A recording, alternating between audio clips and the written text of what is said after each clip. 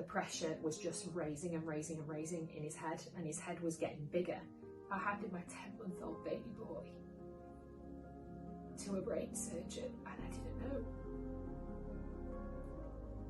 I didn't know whether he was going to come back as the same old boy. I had never heard of hydrocephalus until my son was diagnosed with it, but at no point during pregnancy was I told anything about it. 1 in every 1,000 babies in the UK, they estimate, will develop hydrocephalus. So this isn't something that's unheard of. This is something that is affecting a lot of babies and isn't being talked about. To be honest, I was so naive when I had my son. You know, they give you the birth weight, they might do the length, and they give you the head circumference. I really naively thought that when you get those stats that it's just a cute thing to remember how small your baby was when they were born.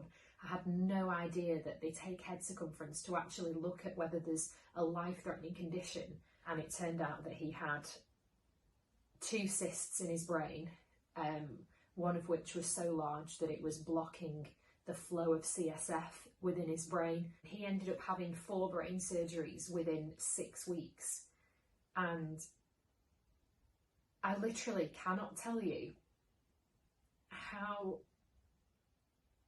awful it is to hand your child over to a brain surgeon. There's nothing that can prepare you for that feeling of waiting for your child when they're under general anaesthetic and just hoping to God that they're going to be okay. Nothing can prepare you for that. And so now I just want to make sure that everybody knows about hydrocephalus, because if I was doing it all over again, if I was expecting a baby now, I would want to know what to look out for, to know that when your baby's head gets measured, it's actually really important. It's not just a stat that they're measuring to say, oh look, this is how much they've grown. It's important.